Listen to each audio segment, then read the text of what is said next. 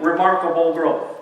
그러나 최근에는 아시아의 다른 지역의 기독교인의 숫자는 아주 눈에 띄게 증가하고 있습니다. Such as we know from our friends from Cambodia, and also in Nepal, and in Mongolia.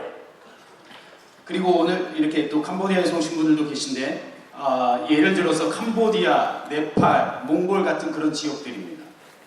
Most notable, of course, is the growth of Christianity in China. 가장 눈에 띄는 것은 중국 안에서의 기독교의 성장입니다. Now, estimates vary widely, but Fengun Yan directs the Center for Religion and Chinese Society at Purdue University in the U.S. He's one of the best experts. 추정치가 좀 다 다르기는 한데요. 양평강 교수라는 그분이 미국의 펄듀 대학의 종교와 중국 사회 연구센터를 하고 있는데 그분이 이 분야에서는 최고로 알아주는 분입니다. He suggests a conservative guess of Christians in China today is 70 million. 70 million. 그래서 그분은 중국의 기독교 인구를 아주 보수적으로 계산해서 7천만 명 정도로 보고 있습니다. But the growth rate is 10%. 그런데 이 증가하는 속도가 10%라는 것입니다. And if that continues, which by God's grace we pray it will, by 2025,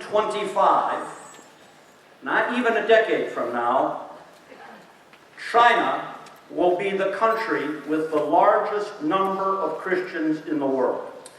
그래서 앞으로 이 같은 속도로 성장한다면 저희가 그렇게 되도록 계속 기도를 하지만요.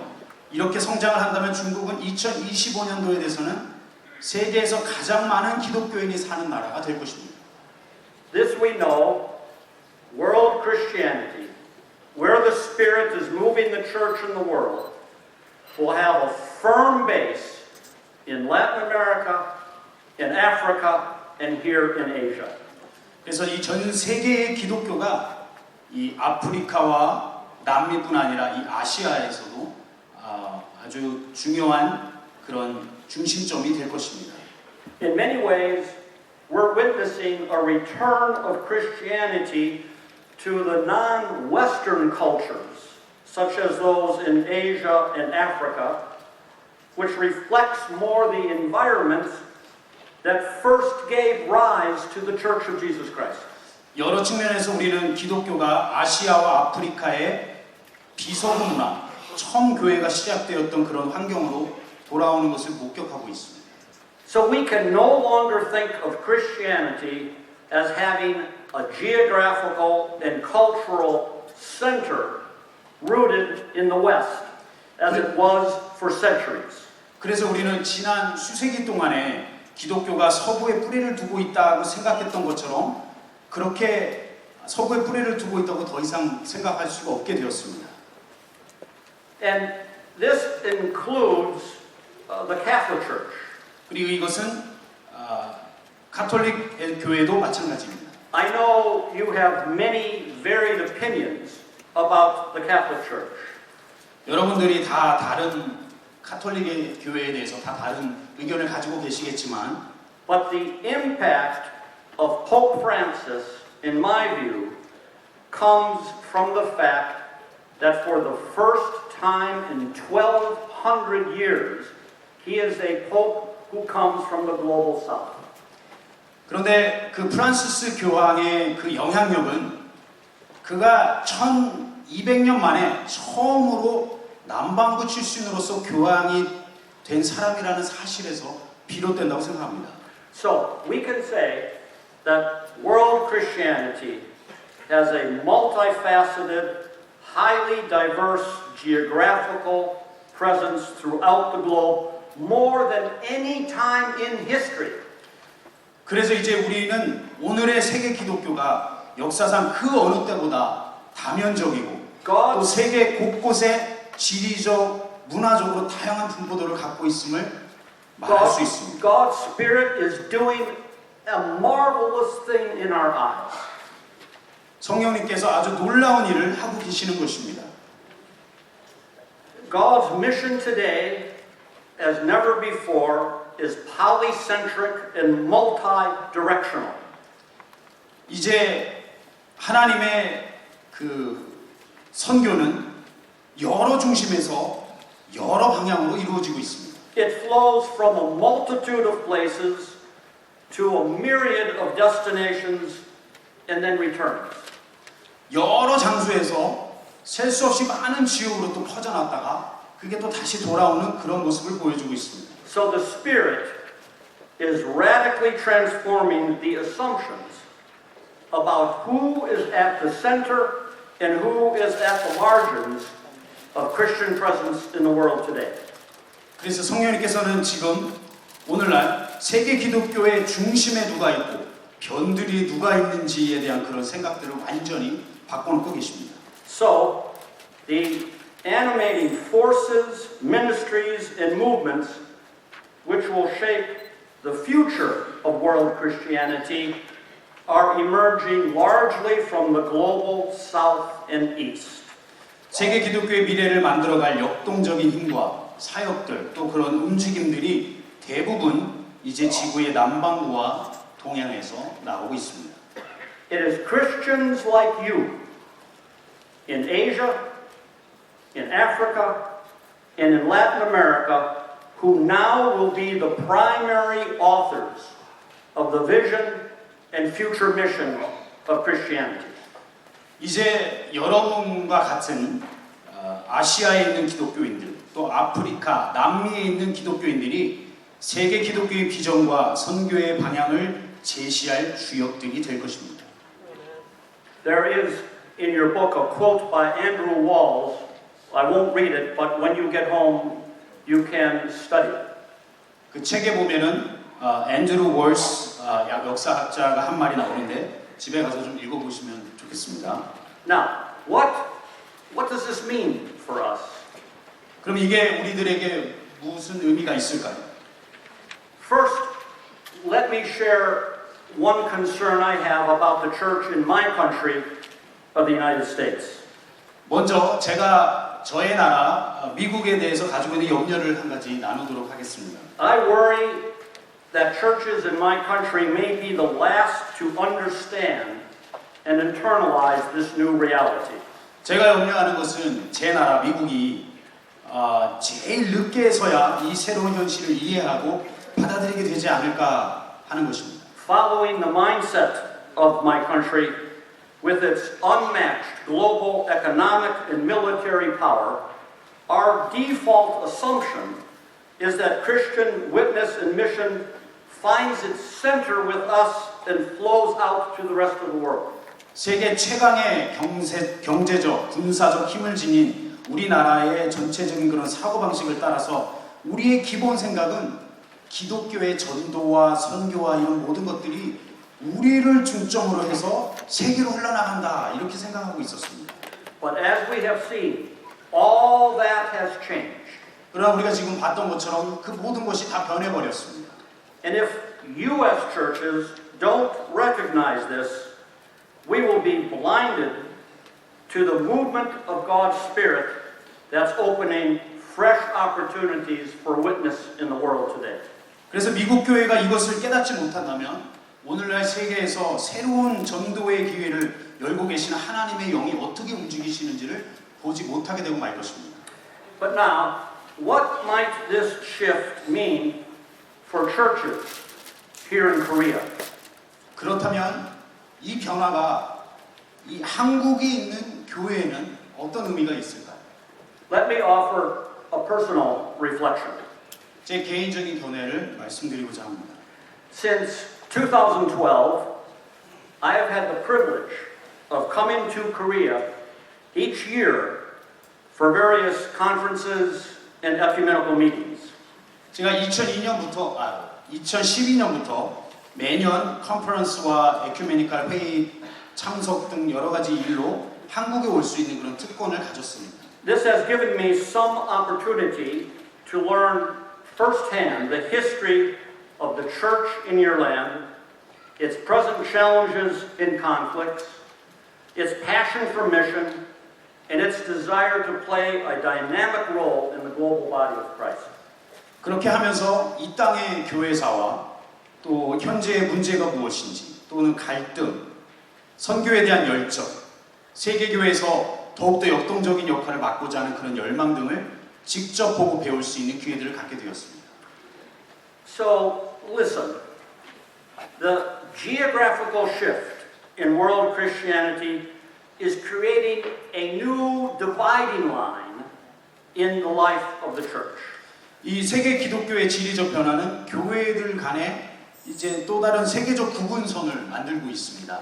On the one hand, our churches like mine in the global north, which carry historic tradition of faith, have highly developed institutions, are mostly ecumenically minded, but struggle to maintain a relevant witness in our societies. 북반구의 교회들은 신앙의 역사적 전통을 계승하고 기관들이 잘 발달했습니다. 또 대체적으로 초교파적인 사고방식을 가지고 있습니다. 그러나 사회에서 증인의 역할을 충분히 감당하지 못하고 있는 형편입니다. On the other hand, the churches of the global south exhibit fresh spirituality, expansive growth, but lack institutional capacity and can easily become sectarian and self-absorbed.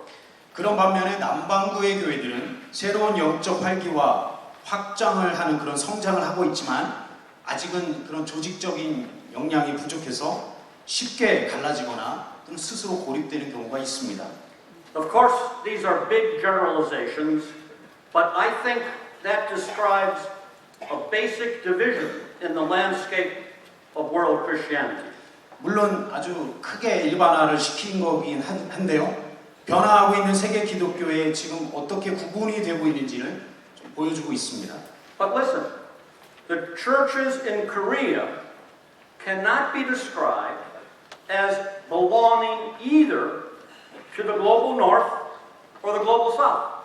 그런데 한국 교회는 북반구에 속했다고 하기도 또는 남반구에 속했다고 하기도 어렵습니다. In many ways, you stand between these two, rooted geographically in the east. 많은 면에서 한국 교회는 북반구와 남반구의 사이에 있다고 볼 수 있습니다. 지리적으로는 동양에 뿌리를 두고 있으면서요. Your churches here have been blessed by growth and institutional capacity unlike any others in this region. 한국 교회는 이 지역의 그 어느 나라와도 다르게 성장과 교회의 역량에 있어서 큰 축복을 받았습니다. So we may ask, what is God's plan in all of this? 그래서 이제 우리는 이 모든 것 안에 하나님의 계획은 무엇일까 하는 질문을 해볼 수 있습니다. My growing conviction is that the churches in Korea may provide a providential place for building necessary bridges between churches of the global north and the global south. 제가 점점 더 강하게 갖게 되는 그 확신은 무엇이냐면요. 한국 교회가 북반구와 남반구 교회 사이에 꼭 필요한 다리가 그렇게 놓여지도록 하나님께서 섭리하신 지역이다라는 생각을 하게 됩니다. In ecumenical work, in ongoing expressions of mission, in theological training and reflection, the Korean churches may be given a unique role to stand in the gap. 초교파 운동에서나 또 선교에서 또 신학적인 훈련과 묵상 또 그 모든 것들 가운데 한국 교회가 이 변화하는 세계에서 미래의 전도를 위해서 그리스도의 몸된 교회를 하나 되게 하고 그 틈을 메우는 그런 독특한 역할을 하게 될 것 같습니다. And then you could serve in needed ways to build the unity of the body of Christ for the sake of our future witness in our changing world. 그래서 이제 더욱더 선교가 잘 되기 위해서 정말 필요한 부분에서 하나님의 몸을 위해서 쓰임받는 그런 교회가 될 것입니다. I trust you will consider this as a matter for serious reflection and prayer as you discern God's future direction for the gifts bestowed by the Spirit on your churches. 그래서 저는 여러분들이 이것을 정말 하나님의 인도 가운데서 깊이 묵상하시고 기도해 보시고 하셔서 정말 하나님께서 성령님께서 어떻게 우리에게 주신 이 은사들을 이 축복들을 사용하기를 원하시는지 한번 깊이 생각해 보시기 바랍니다. So that's the first, from the north to the south. 그게 첫 번째입니다. 북반구에서 남반구. Now the second, from the head to the heart. 두 번째로 머리에서 가슴으로. Changes in the landscape of world Christianity have to do with far more than just geography. 세계 기독교가 변화하는 양상은 단지 지리적인 것만이 아닙니다. Christianity has now emerged as a non-Western religion. 기독교는 이제 비서구 종교로 발전하였습니다. You see, its dominant expressions today are growing outside of the familiar home of Western culture, and we're witnessing the spiritual resurgence of non-Western Christianity. 비서구 이 기독교의 모습에서 이 서구적인 그것을 떠나서 이제 비서구적인 그런 모습들을 많이 교회의 모습에서 발견하게 됩니다. With this come expressions of Christian worship and practice that are focused more on experience in all the senses rather than forms that are more rationalistic. 그렇게 되면서 그동안에는 이성적이었던 그런 기독교의 예배와 삶 속에서 이제는 경험과 감성이 많이 강조되고 있습니다. And this cuts across all denominational traditions. 그리고 이거는 어떤 교단과 상관이 있는 것이 아닙니다. So we can say, as a generalization, we're seeing this shift from head to heart. 그래서 조금 일반화해서 이야기하자면 세계의 기독교가 머리에서 가슴으로 옮겨가고 있다라고 말할 수 있습니다. Now, I'm not here saying what is good and what is bad. I'm trying first to describe what is happening. 제가 여기서 지금 뭐가 좋고 뭐가 나쁘고 한 것을 이야기하려는 것이 아니라 먼저 지금 어떤 일이 일어나고 있는지를 말씀드리고 있는 것입니다. The most dramatic evidence of this shift is the rapid and even astonishing growth of Pentecostalism. 이 이동의 가장 뚜렷한 증거는 이 오순절 교회의 빠르고 놀라운 성장입니다. Modern Pentecostal history is usually dated to the Azusa Street revival in Los Angeles a little more than a century ago. 현대 오순절 교회의 역사는 한 100여 년 전 미국 로스앤젤레스 아주사 거리의 부흥으로 거슬러 올라갑니다. The explosive growth of Pentecostalism around the world in the last century, along with the religious transformation in Africa, are the two most important stories in Christian history in the 20th century. 지난 세기 동안에 전 세계에서 폭발적으로 성장한 이 오순절 교회는 아프리카 대륙의 종교적 변화와 함께 20세기 기독교 역사에 있어서 가장 확실한 그런 이야기입니다. 중요한 이야기입니다. In 1970, 5% of Christians identified themselves as Pentecostal. 1970년대에는 기독교인의 5%만이 자기를 오순절 교인이라고 밝혔습니다. Today, 1 out of 4 Christians identifies as Pentecostal or charismatic. 1 out of 4. 근데 오늘은 세계 기독교인의 4분의 1이 4명 중에 1명이 본인을 오순절 교인이나 아니면 은사주의 교회의 교인이라고 말하고 있습니다. It's estimated that 80% of conversions to Christ in in Asia, are to forms of Pentecostalism. 아시아에서 기독교를 개종하는 인구의 80% 정도가 오순절 계통의 성도라고 이렇게 예측하고 있습니다. Actually, about 25% of all the Pentecostals in the world live in Asia. 오순절 교회의 25% 정도가 아시아에 살고 있습니다. Meanwhile, Africa is home to almost 1 out of 3 of the world's Pentecostals. 또 아프리카는 전 세계 오순절 교인들의 3분의 1이 살고 있는 곳입니다. In Latin America, Pentecostalism is growing at 3 times the rate as of Catholicism. 남미에서는 오순절 교회들이 가톨릭 교회의 성장이 3배로 성장하고 있습니다. Globally, Pentecostalism is growing at 4 times the rate of overall Christian growth. 세계적으로는 오순절 교회가 전체 기독교 성장의 4배로 빨리 성장하고 있습니다. Or you can think of it this way. It's a startling statistic that I've figured out and verified. 1 out of every 12 people alive in the world today is Pentecostal or charismatic. 제가 이렇게 연구해낸 건데요. 이렇게 생각하실 수 있습니다. 오늘 이 세계를 살아가고 있는 사람들 12명 중에 1명이 오순절 교인이든지 은사주의 교회 교인인 것입니다. For a movement regarded as only about a century old, this is an astonishing religious development.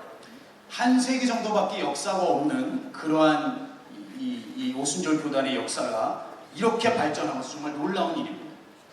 Now, what mainline Christians and evangelical Christians often fail to recognize is that Pentecostalism has arisen in the non-Western world, often without the baggage and history of colonialism. 기성의 그 개신교 교단의 교인들이나 또는 복음주의 교회의 교인들이 깨닫기 어려워하는 것 중에 하나가 이 오순절 운동이 비서구 세계에서 일어났고 그런 식민주의의 역사와 그런 혹이 그런 짐들이 없다라는 것입니다. Churches in the Pentecostal tradition and style, with their emphasis on immediate spiritual experience, detached Christianity from white missionary control, and empowered indigenous expressions of Christian faith in many parts of the world.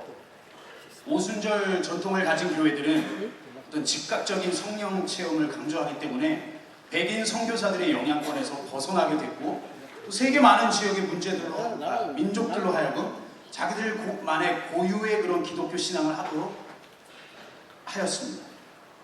The Atlas of World Christianity, of Global Christianity, perhaps the most comprehensive report describing all these trends in the last 100 years, puts it this way.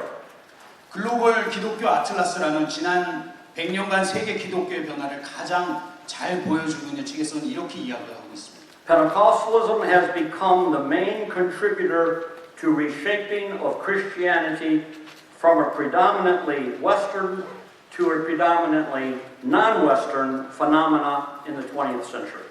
오순절 운동은 20세기에서 기독교를 서구 중심의 종교에서 비서구 중심으로 전환하게 한 주인공이다라고 말했습니다.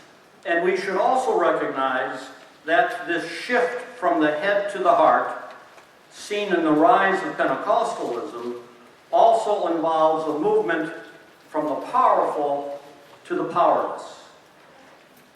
우리는 또 이 머리에서 가슴으로 이동하는 이런 오순절 교단의 이런 부흥이 힘이 있는 사람들에게서 힘이 없는 약자들로 또 이동하는 그것도 포함하고 있다는 것을 알아야 합니다. Pentecostal churches typically grow up amongst the poor and marginalized in their societies. 오순절 교회들은 주로 그 사회에서 아주 가난하고 그 사회의 어떤 변두리에 존재하게 되는 그런 사람들 속에서 성장하게 됩니다. So, I think most of us in this room, from the Reformed and Presbyterian traditions, we have many theological questions to ask about Pentecostals. 계획교회나 장로교 같이 저희 여기 많은 분들이 그런 것 같은데요. 우리가 그 신학적인 질문을 이 오순절 교회들에 대해서 많은 질문을 하게 됩니다.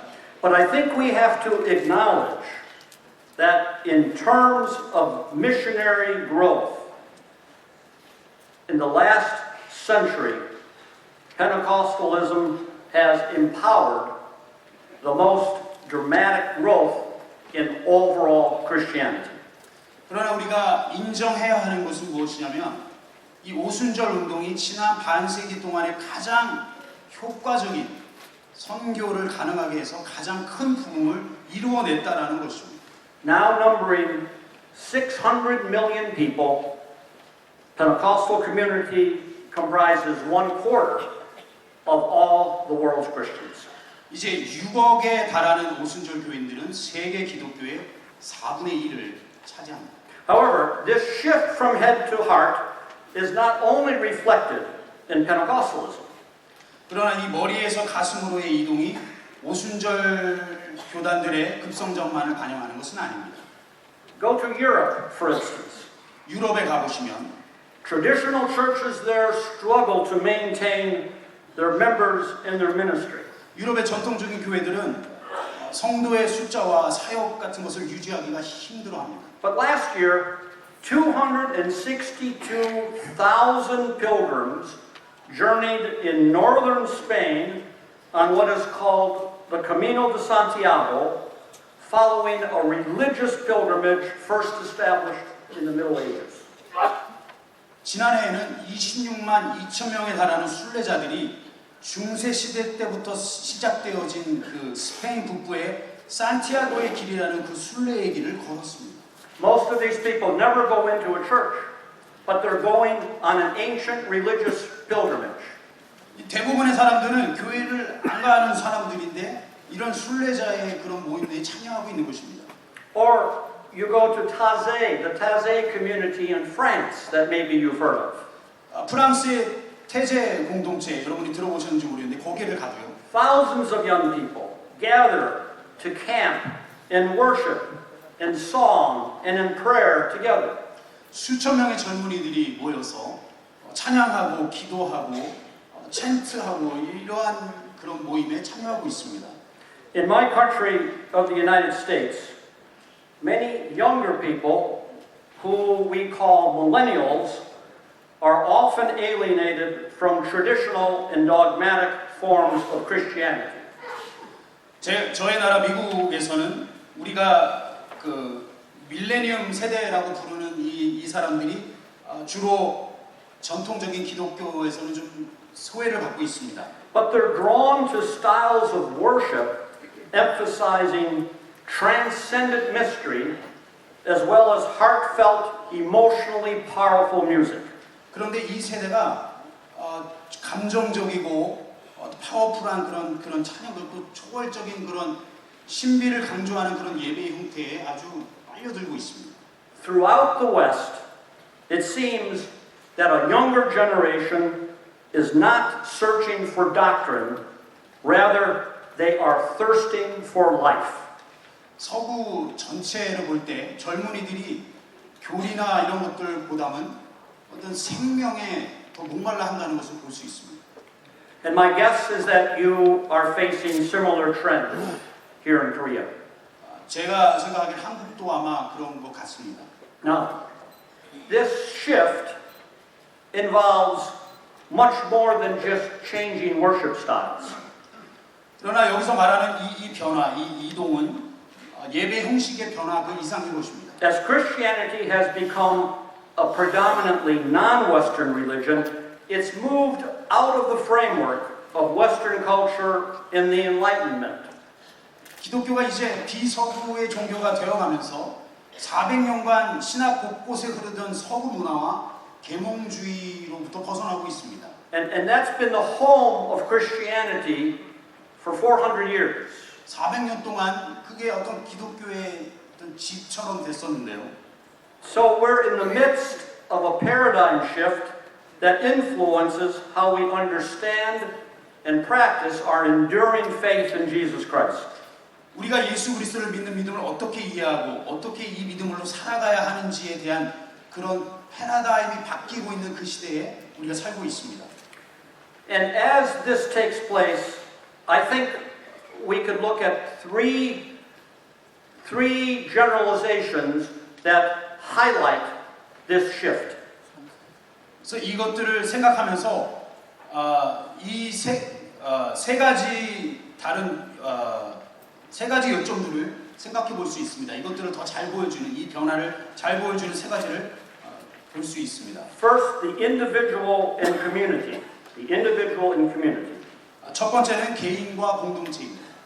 Enlightenment thought focused on the primacy of the individual in understanding political, social, and economic order. 어떤 계몽주의 사상 속에서는 개인 스스로의 정치나 사회, 경제적 질서에 대한 이해를 아주 중요하게 생각했습니다. Non-Western cultures often begin with the primacy of the community, the family, the clan, the tribe, stressing the values of belonging and mutual relationships. 비서구 문화는 공동체 중심의 문화에서 시작하며 그러니까 가족이나 종족이나 이런 것들로 시작해서 소속감과 관계성 같은 것을 더 중요시 여겼습니다. Second, rational versus supernatural approaches to knowledge. 두 번째는 지식에 대한 이성적이거나 또는 초자연적인 접근입니다. Western Enlightenment culture placed a priority on the mind's ability to know truth through rational thought and inquiry. 서구의 그 계몽주의 문화는 이성적 사고와 이 질문들을 통해서 어떻게 진리를 깨달을 수 있을까 하는 그런 능력을 강조하였습니다. Non-Western cultures assume that supernatural forces, both good and evil, are the means that unlock knowledge of reality and truth. 비서구 문화에서는 선과 악 양쪽의 그런 어떤 초자연적인 힘을 인정하면서 이 초자연적인 힘이 지식과 어떤 이해를 가져다주는 그런 수단으로 여겼습니다. And third, the material and the spiritual. 세 번째는 물질적인 것과 또 영적인 그런 세계입니다. Enlightenment thought reinforced a clear boundary between the material world and the spiritual world. And the spiritual world was often isolated to a personalized place. 계몽주의 사상에서는 영의 세계와 육의 세계를 완전히 나누었고요. 이 영적인 삶을 주로 개인적인 그런 좁은 범위 안에 두었습니다. Cultures in the non-Western world assume a far more fluid and interconnected relationship between the material and spiritual worlds and see them as mutually independent. 그러나 비서구 세계의 문화에서는 영과 육적인 이런 것들을 유기적인 그런 상호작용하는 관계로 인식을 했습니다. Now, these are simplistic summaries, 이건 아주 단순하게 제가 요약을 한 것이지만 but I'm trying to show you that for most of world Christianity, the movement out of the cradle of Western culture to the non-Western world entails a fundamental change in how culture and faith are understood in the process of theology. 그런데 제가 여기서 지금 말씀드리고자 하는 것은 세계 기독교의 대부분에 있어서 아주 오랫동안 편안하고 익숙하게 자리 잡았던 이 서구 문화에서 비서구 문화로의 이 이동이 우리가 중요한 문제들 속에서 어떻게 진리를 이해하고 현실을 경험해 가느냐에 대한 어떤 이런 신학적인 그런 과정에서 문화와 신앙의 상호작용을 근본적으로 새롭게 이해한다는 그런 것입니다. And this will impact our preaching, our biblical study, our understanding of the church, and our witness and practice of evangelism. 그래서 이 변화가 우리의 설교, 성경 공부, 교회에 대한 생각들, 의견들, 또 증인으로서 복음을 전도하며 하는 이런 모든 것까지 다 영향을 줄 것입니다. Now, what are the implications of this shift for the life and role of the Korean churches? 그러면 이 변화가 머리에서 가슴으로 옮겨진 이 이동이 우리 그럼 한국 교회의 생명과 우리 역할에 대해서는 또 어떤 의미를 주고 있을까요? Let me offer humbly these reflections. 제가 겸손하게 저의 생각을 또 말씀드리겠습니다. First, Korean churches obviously take theological study very seriously. 첫 번째로 한국 교회에는 신학을 아주 중요하게 받아들이고 있습니다.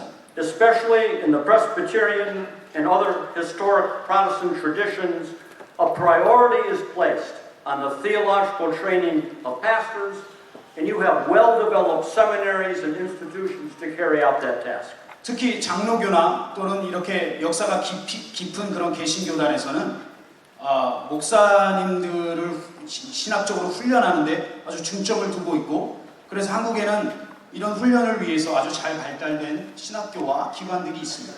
This movement from the head to the heart raises the danger of undervaluing rigorous theological work, and that would be a great mistake.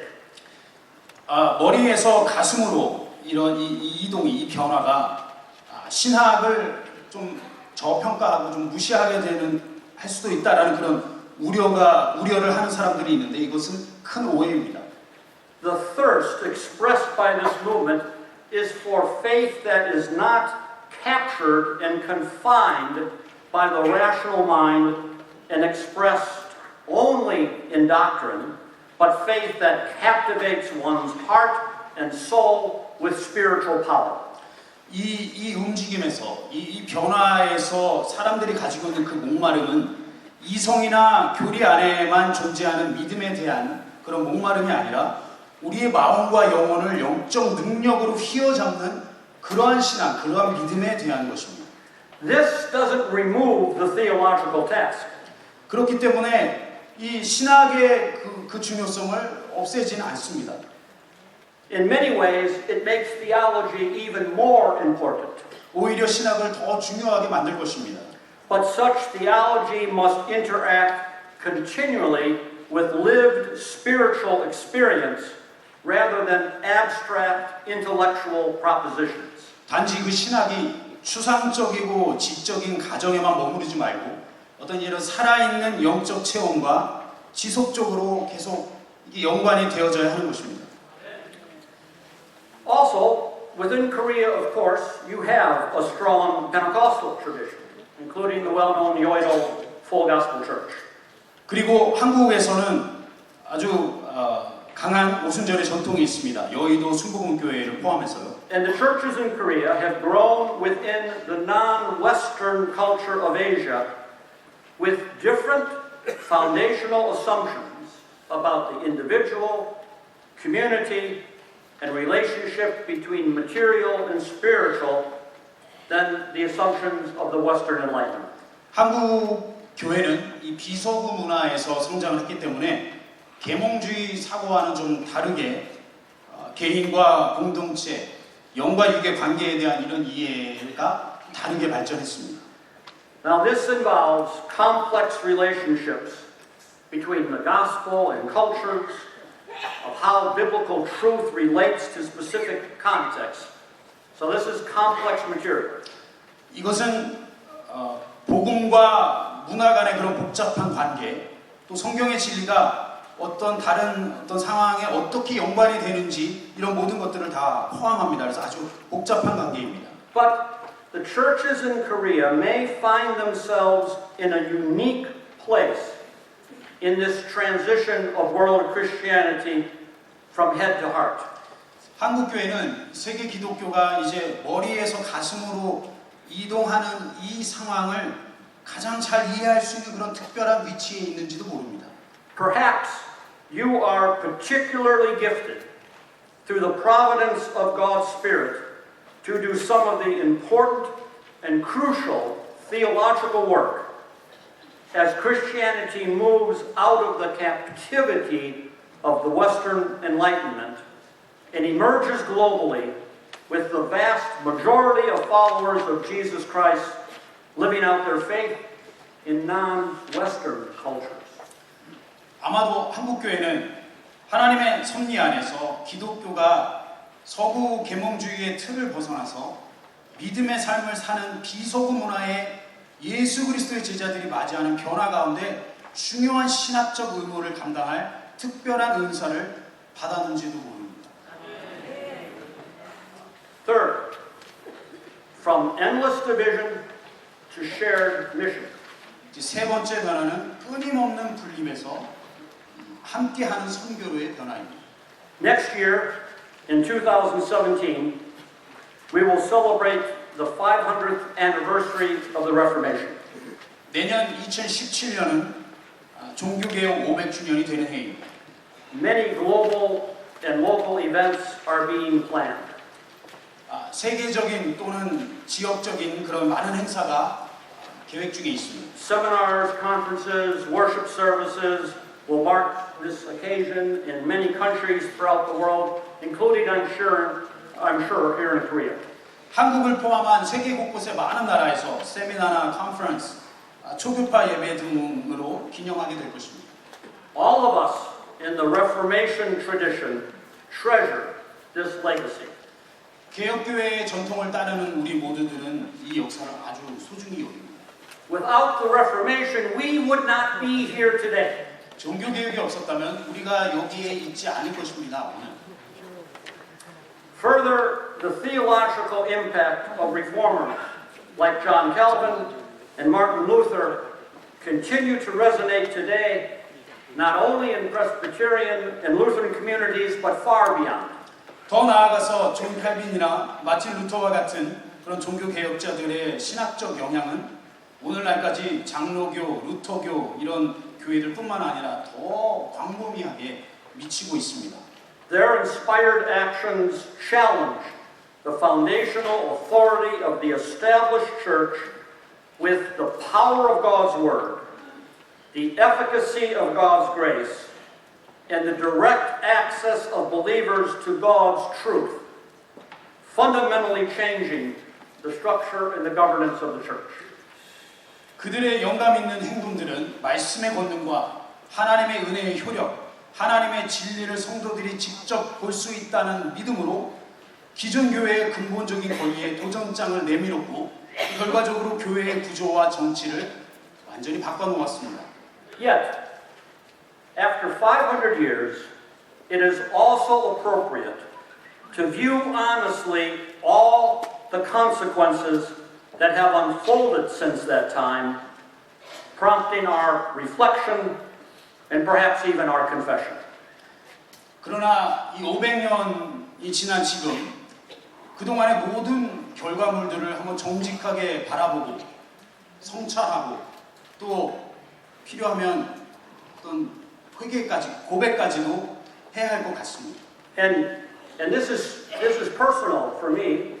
I served for 17 years, had the privilege of being General Secretary of the oldest Protestant Reformed denomination in the United States, the Reformed Church in America.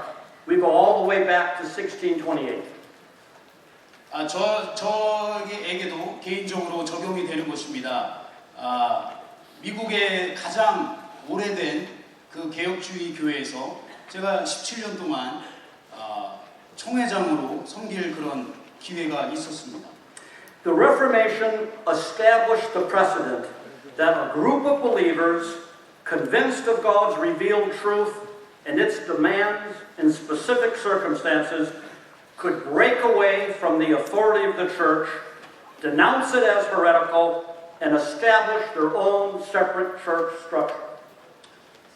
종교개혁은 한 믿음의 공동체가 어떤 특별한 상황이 있을 때 하나님의 계시라는 그런 확신을 갖고 교회의 권위로부터 분리하고 때로는 그 교회를 이단으로 정죄하며 또 그들만의 교회 구조를 다시 세울 수 있는 그러한 선례를 남겼습니다.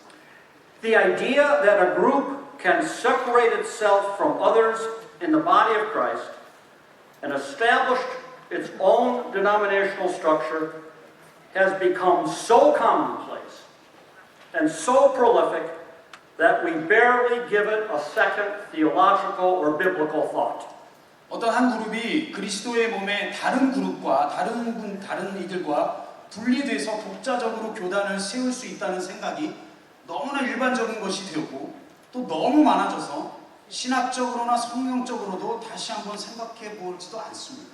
So we look at the landscape of world Christianity and we cite the Apostles' Creed, believing in one holy Catholic and Apostolic Church. And yet, we can't help but notice how the Christian family is endlessly and ceaselessly divided. 그래서 지금 세계의 기독교의 모습을 보면 우리가 그동안에 계속해서 신앙으로 고백해왔던 하나의 공예와 사도적 교회를 믿습니다라고 이렇게 고백했는데 지금 끊임없이 계속해서 이 교회가 나누어주고 있음을 보게 되고 또 그렇게 고백하지 않을 수 없습니다. Gordon Conwell Seminary in my country of the United States as a center for global Christianity, and it keeps the best track of all of these statistics and realities. 제 나라 미국의 골든 코넬이라는 신학교에 글로벌 기독교 센터라는 그게 있는데요. 거기서 교단의 분리 현상들을 가장 잘 추적하고 있습니다. And here is our present shameful and sinful state of affairs. 지금 여기에 제가 아주 부끄럽고 아주 죄가 되는 그런 정보를 하나 드리겠습니다. Today, there are an estimated 43,800 denominations in the world. 오늘 전 세계에 43,800개에 달하는 기독교 교단이 있다는 것입니다. That staggering proliferation of divided, institutionalized churches never could have been imagined in the first 1,500 years of Christian history. 이러한 엄청난 교회의 분리는 지난 첫 기독교 역사의 첫 1500년 동안에는 정말 상상도 할 수 없었던 것입니다. In the Protestant world, we assume today an impunity for ongoing actions which ceaselessly divide the body of Christ and disobey clear, consistent, repeated biblical commands to reconcile divisions and live in unity. 개신교에서는 끊임없이 그리스도의 몸된 교회를 나누면서 막힌 담을 허물고 하나가 되라고 말씀하신 그런 성경의 지속적이고 명확하고 계속 반복해 주시는 그 명령을, 그 가르침을 불순종하는 것에 대해서 아무 대가가 있으리라고 생각하지 않습니다. I think our proper response should be one of repentance. 우리가 여기에 올바로 반응을 하는 길은 회개밖에 없다고 생각합니다. And first and foremost, our response must be rooted in prayer. 그리고 첫 번째로 가장 중요하게 우리의 반응은 기도로부터 시작해야 합니다. And that's why I feel privileged to be sharing these thoughts with you at the 7th Early Morning Prayer International Conference. 그런 점에서 제가 이 발표를 지금 제7차 새벽기도 국제 컨퍼런스에서 하게 되어서 정말 영광으로 생각합니다. I have never been with Christians who take prayer as seriously as you do, and I mean that. 여러분들처럼 기도를 중요하게 여기는 기독교인들을 만나본 적이 없습니다. In my understanding and practice, I approach prayer in 3 steps. 학문적으로나 생활 속에서나 저는 기도를 다음 이 3가지의 단계로 접근을 합니다. First, prayer is detachment, moving from loneliness to solitude. 첫 번째로 기도는 나를 떼어놓는 것입니다. 이제 고독에서 평안으로 옮겨가는 것이죠. Coming before God means we first must leave behind all the preoccupations, distractions, and self-centered thoughts which normally consume us. 하나님께 나아간다는 것은 우리가 그 전에 가지고 있던 편견이나 나를 방해하는 것들 또 나의 중심적인 그런 생각들을 내려놓는 것을 의미합니다. It also means learning how to turn off all the clutter that continually invades our space through social media, advertising, and the constant flow of information that is part of living in a wired society. 또한 이것은 우리를 끊임없이 방해하는 이런 것들, 소셜 미디어나 광고나 어떤 이 정보의 그런 홍수로부터 우리에게 오는 이런 모든 것들을 꺼버리는 것을 또한 의미합니다. It means setting these aside. And by the way, it's a Samsung. 이거를 꺼버리는 것을 의미합니다. 제 거는 LG인데 삼성폰이라 그러시네요. We must learn the discipline of taking a step away from all this externally and internally in order to step into God's presence. 우리가 내적으로나 외적으로 이렇게 말씀드린 이런 것들로부터 멀어지고 그래서 하나님께로 더 가까이 나아가는 그런 훈련입니다. Second, prayer is attention, which has us rest in grace. 두 번째로 기도는 집중하는 것입니다. 주목하는 것입니다. 그래서 우리를 은혜 가운데서 쉬도록 하는 쉼을 주시는 그러한 것입니다. Prayer centers the attention of our heart on God's presence. 기도는 우리 마음의 중심을, 우리 마음의 초점을 하나님의 임재 가운데로 두는 것입니다. Often we approach prayer with our petitions, pleading for what we yearn for God to do.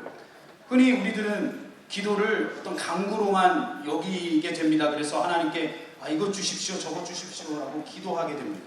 And that has its place. 물론 그것도 해야죠. But more fundamentally, prayer brings us to a place where we can listen and be still, learning to rest fully in God's grace.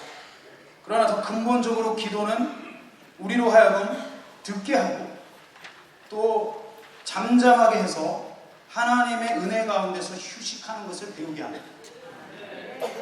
Rather than being attentive to what we desire, we devote our attention to the irresistible grasp of God's grace.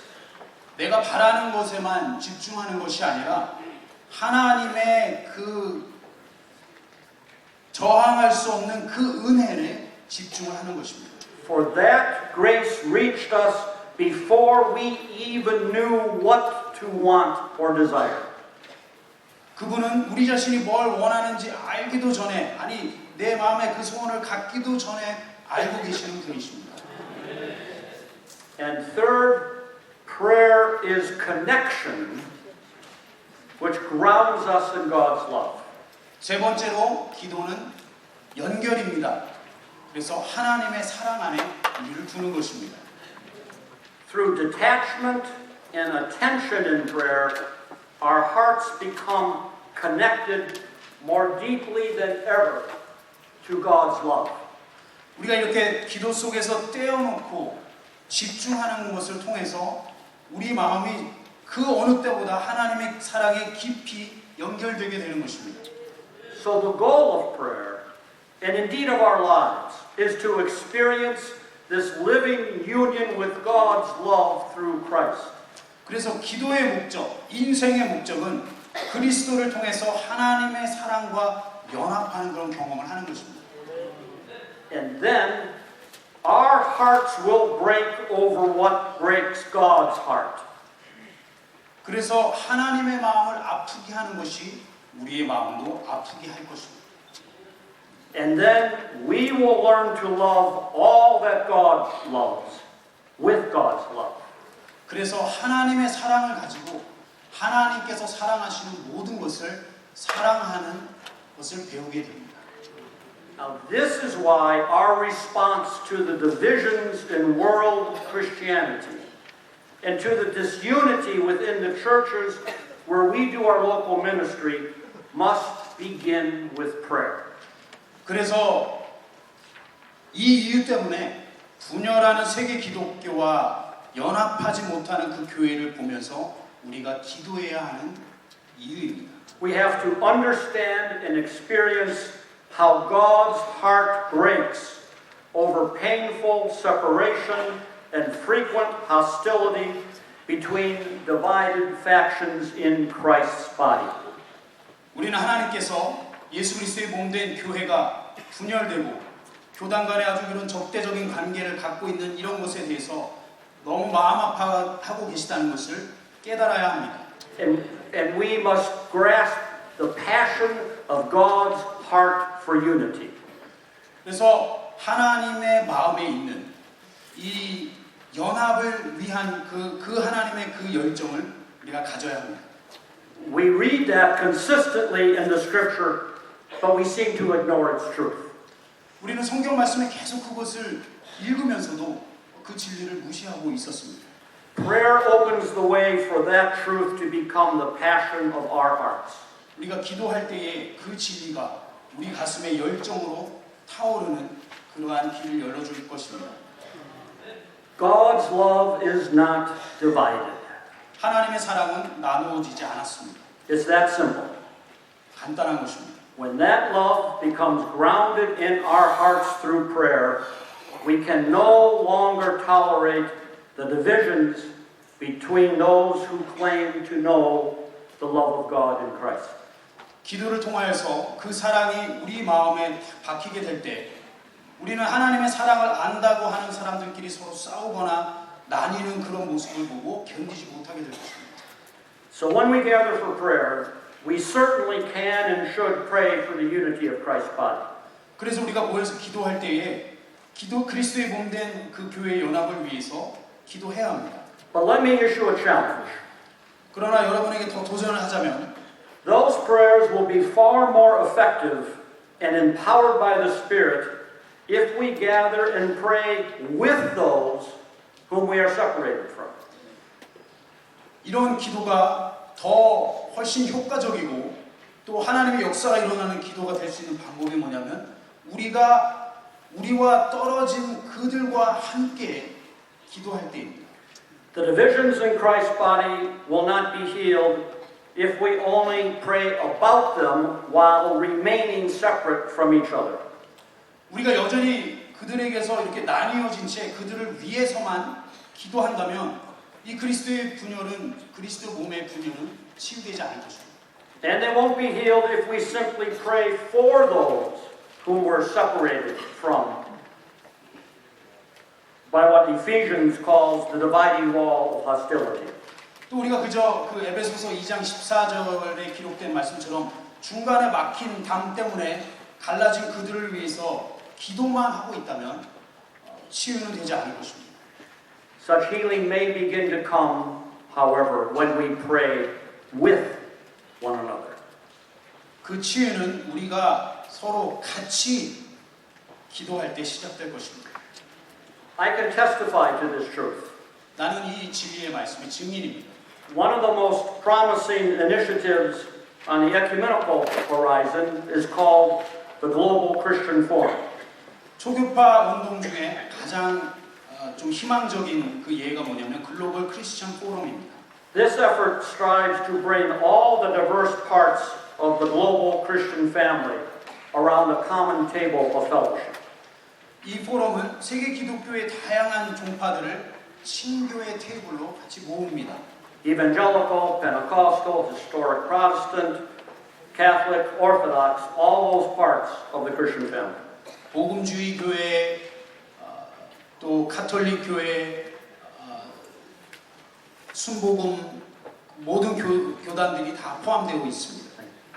But what we've discovered is that the starting point is to gather those who come from very diverse Christian traditions and spend time in small groups simply sharing their story of their personal journey of faith in Jesus Christ.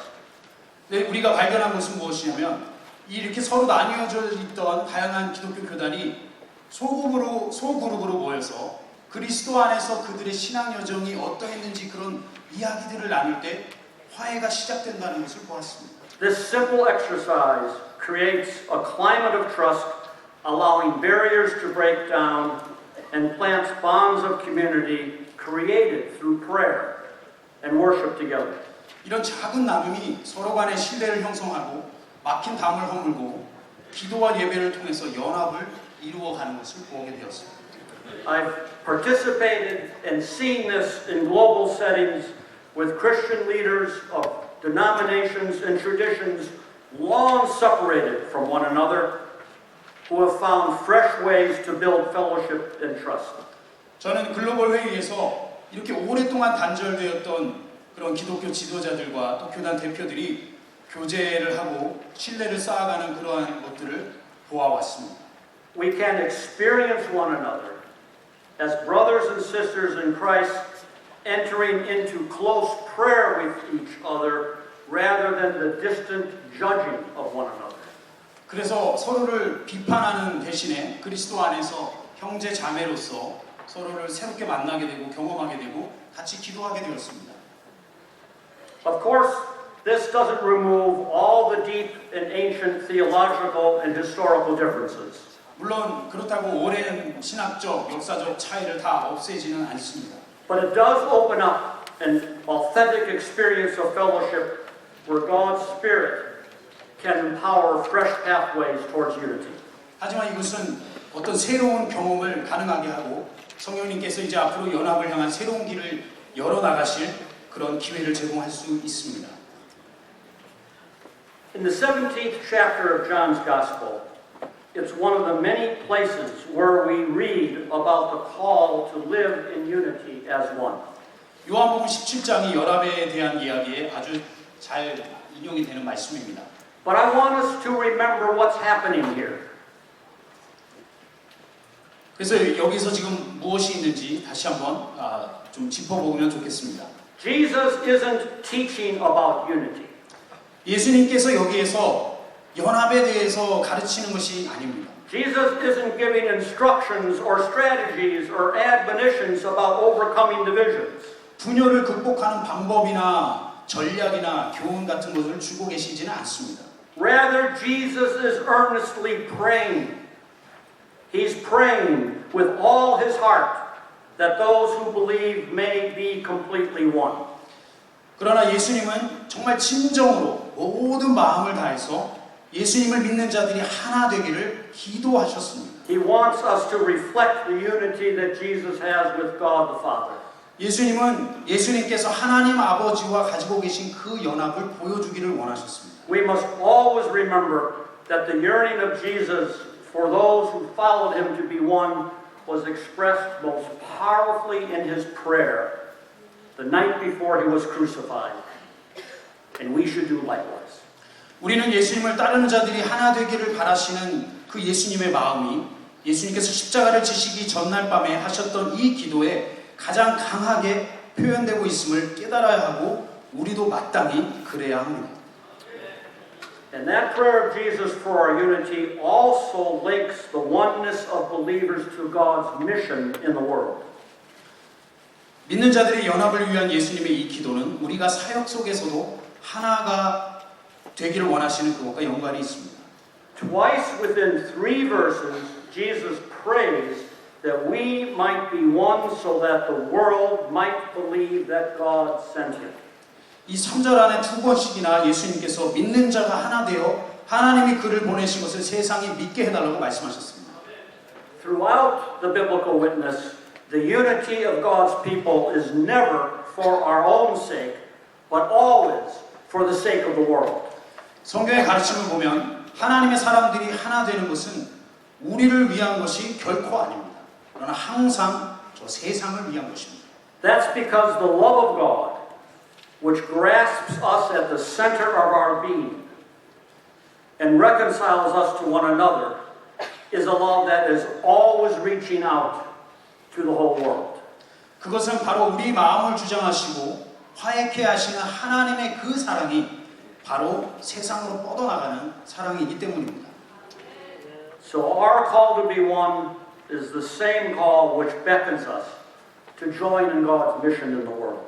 따라서 우리를 하나로 부르시는 그 하나님의 부르심은 우리를 또 세상 속에서 정말 하나님의 사역을 하도록 하시는 그런 부르심과 같습니다.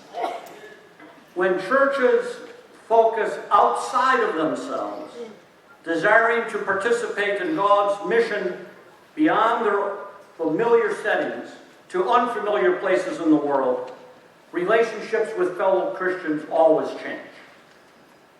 우리가 교회에서 교회 밖에 이제 관심을 갖고 익숙한 환경을 떠나서 선교와 세계의 낯선 곳으로 향하게 될 때 다른 기독교 교회와의 관계가 생기게 되는 것입니다.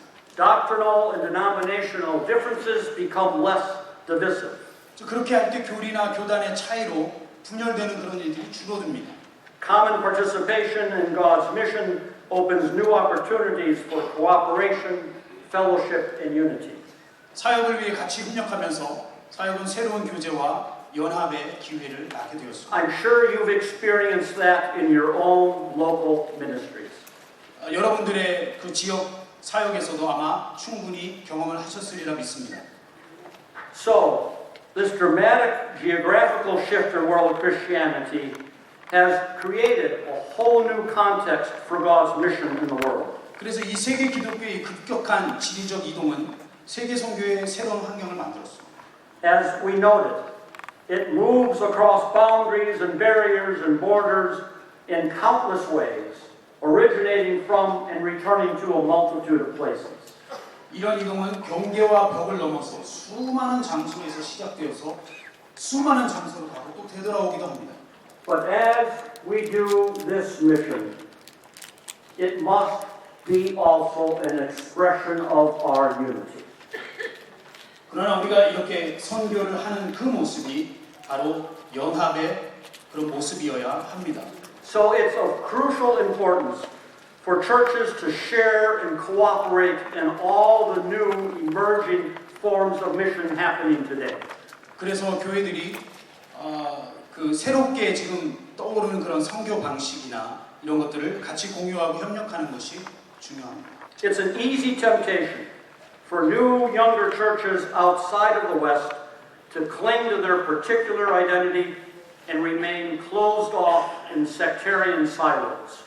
이 서구권 밖의 신생 교회일수록 어떤 그들만의 정체성을 붙잡고 스스로를 고립시키고자 하는 그런 유혹을 받기가 쉽습니다. But that misses and dismisses God's missional calling. 근데 그렇게 하면 하나님의 선교에 대한 부르심을 놓치는 것이고 이해하지 못하는 것입니다. So it's imperative for the sake of our witness that Christians forsake the path of endless divisions amongst ourselves and demonstrate the power of God's reconciling love. 이 계속되는 교단의 분립을 이제 떠나서 하나님의 그 화해케 하시는 그 사랑을 증거해야 할 때가 되었습니다. So, we must ask here as well, what are the specific implications for churches in Korea as we seek for world Christianity to move from endless division to shared mission? 세계 기독교가 끊임없는 분립에서 이제 함께하는 선교로 나아가게 하는 그 과정에서 한국 교회의 그 과정이 한국 교회에 또 어떤 의미를 주는지 물어볼 수 있습니다. First, like me in my country, you must also look to your own life and witness. 저도 제 경우에도 우리나라도 마찬가지지만 첫 번째로 우리 다 같이 한국 교회도 증인이 되고자 하는 그 길을 찾아야 합니다. The fact that there are more than 100 Presbyterian denominations in your country, to say nothing about other divisions, should be a cause for reflection. 한국 내에 다른 분열은 말할 것도 없고 장로교 교단만 100개가 넘는다는 것은 우리가 좀 깊이 생각해야 볼 필요가 있습니다. But that is for you to address, not for me to judge. 그것은 여러분들이 하셔야 될 이야기들이고 제가 판단하는 것은 아닙니다. But it is remarkable that the two most necessary means to address the divisions in world Christianity, namely prayer and mission, are deeply embedded in the life of the Korean churches. 근데 놀라운 것은 세계 교회의 분열의 문제를 다루는데 가장 중요한 두 가지가 기도와 선교인데 한국 교회의 삶에는 이미 이것이 깊이 배어 있다는 것입니다. Throughout the world, you are known for your commitment to the power and the practice of prayer. 세계적으로 한국 교회는 기도의 능력과 여러분의 또 기도하는 그 생활로 유명합니다. That's what has brought you to this conference. 그렇기 때문에 저도 이 컨퍼런스에 오게 되었고요. That is what sustains the life and growth of your churches. 한국교회의 생명과 성장의 원동력을 주는 것이기도 합니다. In a similar fashion, your commitment and practice of mission around the world now serves as an inspiring example within global Christianity. 마찬가지로 여러분들의 선교에 대한 그 헌신과 열정이 세계 기독교인들에게 좋은 기감이 되고 있습니다. You know the statistics. In 1981, Korea sent 511 missionaries to various parts of the world. 여러분도 통계를 잘 아실 것입니다. 1981년도에는 한국에서 511명의 해외 선교사들을 전 세계에 보냈습니다. In 2012, 24,742 missionaries were sent to 169 nations, including the United States. 2012년에는 24,742명의 선교사들이 미국을 포함한 전 세계 169개국에 파송되어 있습니다. But these numbers reflect something deeper. 나는 이 숫자들이 더 큰 의미를 가지고 있다고 생각합니다. The desire to participate in God's mission in the world seems to have become embedded through the work of the Spirit in the life, the DNA of the Korean churches. 세계 선교에 대한 열정이 그런 열망이 성령님의 그 역사를 통해서 한국교회 DNA에 아주 깊이 박힌 것 같습니다. Korean churches are coming to understand, perhaps more than many churches in the world, that mission is not simply another program or activity of the church. 한국교회는 선교가 단순히 교회의 그냥 또 다른 행사 중 하나가 아니라는 것을 잘 알고 있습니다. Rather, you are beginning to place your participation in God's mission in the world at the heart of your life and identity.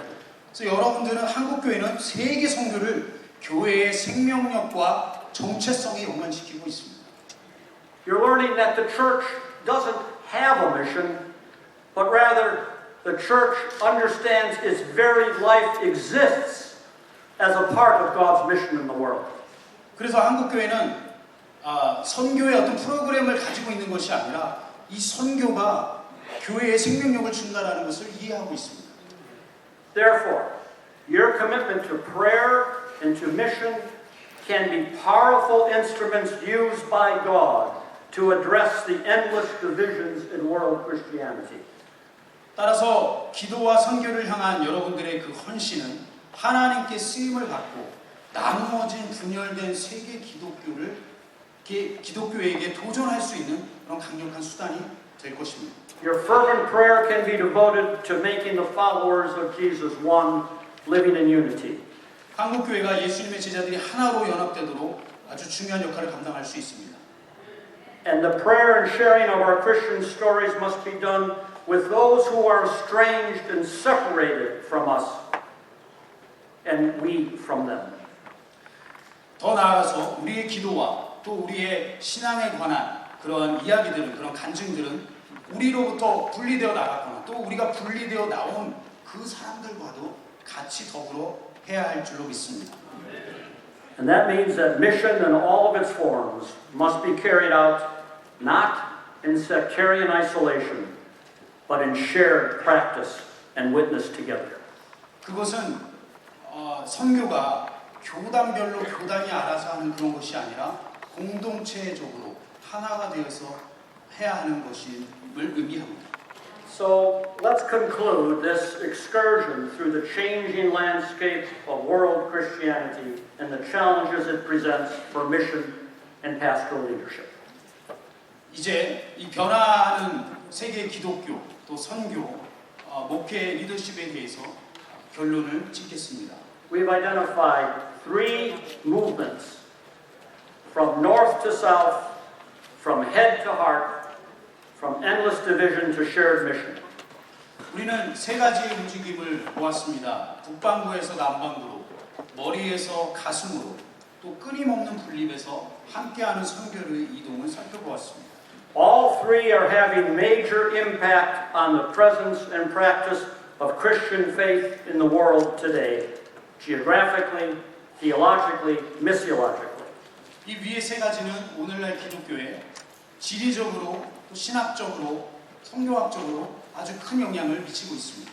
And in each case, there are particular challenges for the Korean churches and gifts which you can offer to the wider body of Christ.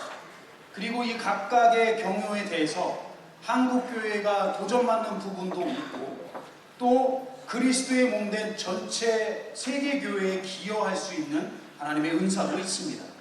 I do not pretend to know God's intention for the role of the Korean churches as the Spirit continues to lead and build the body of Christ throughout the world. 전 세계적으로 그리스도의 몸된 교회를 만들어 가시고 이끌어 가시는 성령님께서 한국 교회를 향해서 가지고 계신 그 뜻을 제가 다 안다고 말할 수 없습니다. But we do know this. 그러나 분명한 것은 Through the providence of God and the faithfulness of missionaries and leaders who have gone before us, Korean churches today have remarkable gifts, a strong institutional capacity, and a fervent commitment to faithfully follow Christ in mission.